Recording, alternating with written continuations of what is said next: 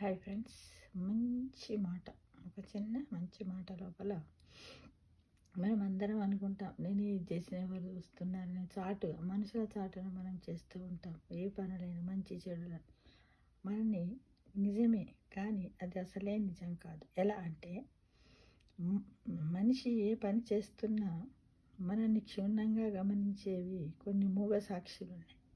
అవి ఎన్ని ఉన్నాయో మనందరికీ తెలుసా? 18 ఉన్నాయట. అవి ఏంటి?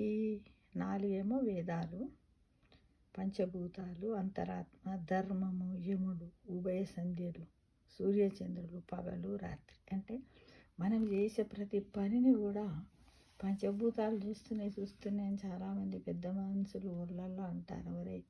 నువ్వు ఎవరికి తెలియకుండా అన్ని చెడ్డ పనులు చేస్తున్నావు, కర్మ సిద్ధాంతాలు పాటిస్తలేవు, ధర్మాన్ని పాటిస్తలేవు, నీ అంతరాత్మను కూడా లెక్క చేస్తలేవు ఏంటరా ఇలా అని అంటారు. అయితే మనం చేసే ప్రతి పని వెనక కూడా మనని వెన్నంటి ఉండి ఒక ఐసీయూ లాగా, అంటే ఒక ఐసీయూలో ఉన్నటువంటి ఒక పేషెంట్ని ఏ విధంగా జాగ్రత్తగా చూస్తారో అలానే మనల్ని చూడడానికి భగవంతుడు కూడా సీసీ కెమెరాలను ఏర్పాటు చేశాడు. అవే ఈ 18 మూగ సాక్షులని తెలుసుకోండి మిత్రమా. జాగ్రత్తగా ఉండండి, ధర్మాన్ని పాటించండి, వేదాల గురించి తెలుసుకోండి, పంచభూతాలను ప్రేమించండి, అంతరాత్మను మెప్పించండి,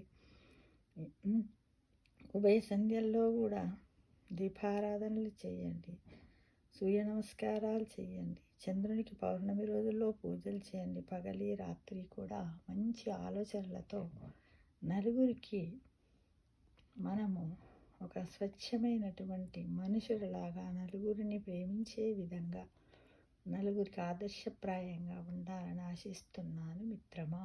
ఇదే ఒక చిన్న మంచి మాట మిత్రమా. అందరూ మీరు కూడా ఎప్పుడు ఏ పని చేస్తున్నప్పటికీ కూడా నీ అంతరాత్మను అడగండి, ఇది చెయ్యాలా వద్దా, ఇది మంచిగా చెడా.